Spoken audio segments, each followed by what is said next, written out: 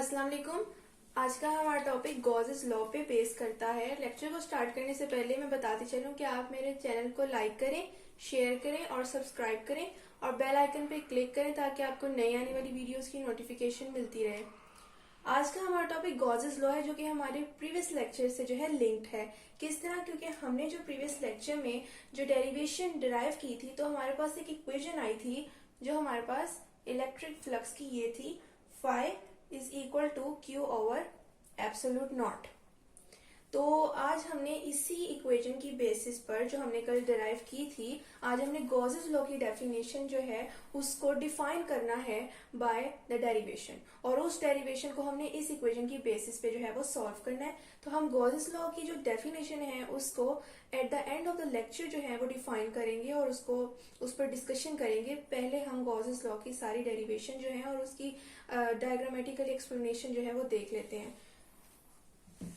तो derivation start करते हैं। उससे पहले डायग्राम जो है उसको समझ लिया जाए कि गॉसेस लॉ में आखिर है क्या। ये हमारे पास आर्बिट्रेरली शेप्ड क्लोज्ड सरफेस है, जो पिछले हमारे टॉपिक की तरह एक स्फेयर नहीं है, इरेगुलर शेप्ड है। यहाँ पर ये चेंज आ रहा है और यहाँ पर डिफरेंट चार्जेस को रैंडमली डिस्ट्रीब्यूट कर दिया गया है। और हमें पता है कि हम हर चार्ज के जो सराउंडिंग में एग्जिस्ट करती है फील्ड लाइंस, मींस के ये इंट्रिंसिक प्रॉपर्टी है नेचर की कि हर चार्ज के अक्रॉस जो है सराउंडिंग में, जिसके थ्रू वो दूसरे चार्जेस को अट्रैक्ट रिपेल करता है, तो उसके इर्द गिर्द जो है वो एक फील्ड एग्जिस्ट करती है। तो अब इतने ज्यादा चार्जेस अगर रैंडमली डिस्ट्रीब्यूट होंगे कि रेगुलर शेप्ड क्लोज्ड सरफेस में, तो सब अपनी अपनी फील्ड रखते हैं, तो फिर सब की फील्ड जो है इस इरेगुलर शेप्ड क्लोज सरफेस के अक्रॉस जो है वो पास करेंगी, जिसको हम फ्लक्स कहते हैं। तो अगर हम फ्लक्स की डेफिनेशन को दोबारा रिपीट करें, तो हमने गॉसेस लॉ में इन तमाम रैंडमली डिस्ट्रीब्यूटेड चार्जेस जो कि इंक्लोज्ड है इरेगुलर शेप्ड सरफेस में, उनकी वजह से जो हमारे सरफेस के थ्रू जो टोटल फ्लक्स है उसे हमने कैलकुलेट करना है। सिंपल लैंग्वेज में बात की जाए तो हमने इन तमाम डिस्ट्रीब्यूटेड चार्जेस की वजह से इस क्लोज्ड इरेगुलर सरफेस से पास आउट होने वाली फील्ड लाइंस को असल में कैलकुलेट करना है, और उसी को हम गॉसेस लॉ कहेंगे। अब हम देखते हैं कि हमें किस तरह कैलकुलेशन करनी है टोटल फ्लक्स की अक्रॉस दिस सरफेस। अब हमारे पास डिफरेंट चार्जेस थे, तो हम उनका डिफरेंट चार्जेस का डिफरेंट फ्लक्स जो है वो उनको अलग अलग कैलकुलेट करेंगे। किस तरह कि हमारे पास सबसे पहले हम Q1 को लेंगे, तो electric flux by charge Q1, तो वो हमारे पास क्या होगा, वो जो हमने पुरानी डेरिवेशन की थी और उसकी इक्वेशन जो आई थी उसमें बस हमने 1 लिख देना है, ये शो करने के लिए कि ये हमारे पास चार्ज Q1 का इलेक्ट्रिक फ्लक्स है। उसी तरह electric flux by charge Q2, तो φ2 is equal to Q over Q1 और यहाँ पर Q2 ओवर E0, और इस तरह ये चलता जाएगा। और हमारे पास जाहिर है अब चार्जेस की कोई एक लिमिट तो थी नहीं, जो डिस्ट्रीब्यूटेड हुए थे रैंडमली, तो यहाँ पर हम लिख लेते हैं electric flux by charge Qn, n means number of charges, क्योंकि हमें अप्रोप्रिएटली नहीं पता कि चार्जेस कितने इंक्लोज्ड है। तो ये हमारे पास इलेक्ट्रिक फ्लक्स आ रहा है, और यहाँ पर ये जो डेरिवेशन है, ये जो हमने डेरिवेशन की थी उसके थ्रू जो हमारे पास इक्वेशन आई थी, तो उस इक्वेशन को हमने यहाँ यूज किया डिफरेंट चार्जेस के इलेक्ट्रिक फ्लक्स को फाइंड करने के लिए। अब हम इन तमाम इलेक्ट्रिक फ्लक्स को जो हमारे पास डिफरेंट चार्जेस के हमने जो है कैलकुलेट आउट किए हैं, अब हमने उनको टोटल कर लेना है सम अप करके। तो अब हमने वो जो तमाम हमारे पास डिफरेंट चार्जेस का इलेक्ट्रिक फ्लक्स जो है हमने कैलकुलेट किया है, हम उसका टोटल इलेक्ट्रिक फ्लक्स जो है वो अब निकालेंगे। किस तरह कि हम φe को, मीन्स के इलेक्ट्रिक फ्लक्स को सम अप करेंगे डिफरेंट चार्जेस के इलेक्ट्रिक फ्लक्स को, जो n नंबर तक जा रहा है, और उसके बाद हम वैल्यूज पुट करते जाएंगे जो हमने निकाली हैं वैल्यूज।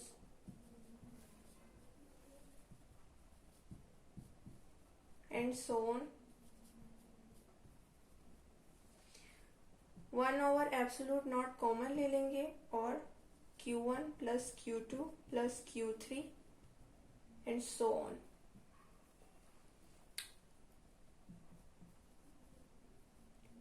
ये हमारे पास जो चार्जेस हैं, ये हमारे पास टोटल चार्जेस हैं जो इंक्लोज्ड है बाय द सरफेस। तो मैंने Q1, Q2, Q3 और Qn की जगह टोटल चार्जेस लिख दिए हैं जो इंक्लोज्ड है by this irregular surface.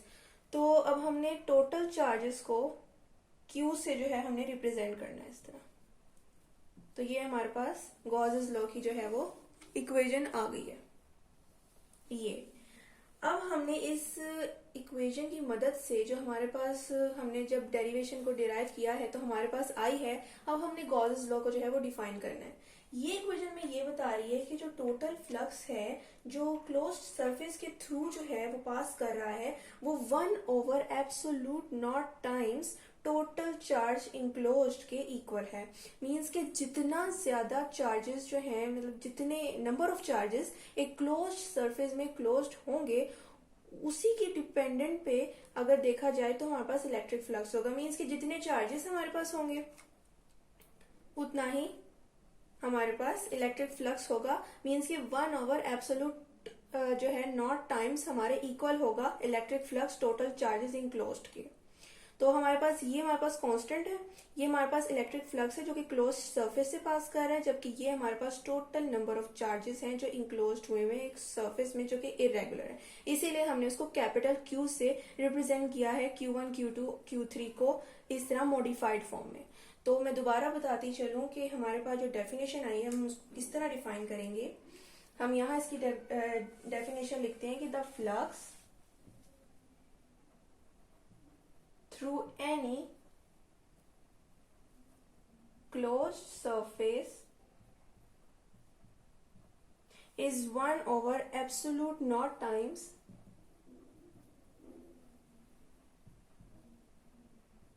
the total charge enclosed in it.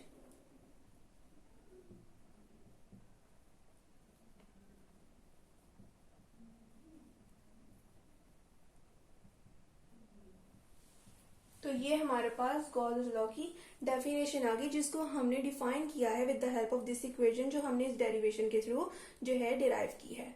तो ये आज का हमारा टॉपिक था जिसमें हमने गॉसेस लॉ को डिफाइन किया और उसकी इक्वेशन को हमने डिराइव करना सीखा। ये लेक्चर प्रीवियस लेक्चर से लिंक्ड है, इसीलिए इस लेक्चर को समझने से पहले आप प्रीवियस लेक्चर जरूर देखें क्योंकि उसमें मैंने electric flux through the close surface enclosing का चार्ज को जो है वो सिर्फ डिफाइन ही नहीं किया बल्कि उसको डराइव भी किया है उसकी इक्वेशन को, और उसी इक्वेशन की बेसिस पे आज हमने वही टर्म यूज की है ताकि हम गॉसेस लॉ की डेरिवेशन को डराइव कर सकें। इसीलिए सारे लेक्चर्स आपस में लिंक्ड हैं, तो आप अगर बेहतर तरीके से अंडरस्टैंड करना चाहते हैं तो आपको फिर हर लेक्चर को ध्यान से सुनना पड़ेगा।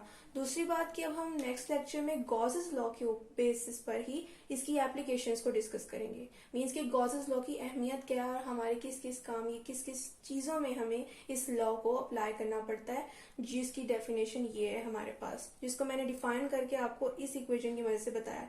हमने इस डेफिनेशन को लेक्चर के लास्ट में इसलिए रखा था क्योंकि ये डेफिनेशन इस इक्वेशन के थ्रू जो है हमने डिफाइन की है। इस वजह से मैंने अंडरस्टैंडिंग ताकि आप लोगों की बेहतर हो सके मैंने उसको एंड पे जो है वो लेक्चर के आपको डिफाइन किया है। तो ये था आपका लेक्चर आज का गॉसेस लॉ पे। तो मुझे उम्मीद है कि आपको आज के टॉपिक की समझ आई होगी। फिर भी कोई क्वेश्चन हो तो आप कमेंट में पूछ सकते हैं। मैं फिर बताती चलूं कि आप मेरे चैनल को लाइक करें, शेयर करें और सब्सक्राइब करें और बेल आइकन पे क्लिक करें ताकि आपको नई आने वाली वीडियोस की नोटिफिकेशन मिलती रहे। शुक्रिया, अल्लाह हाफिज।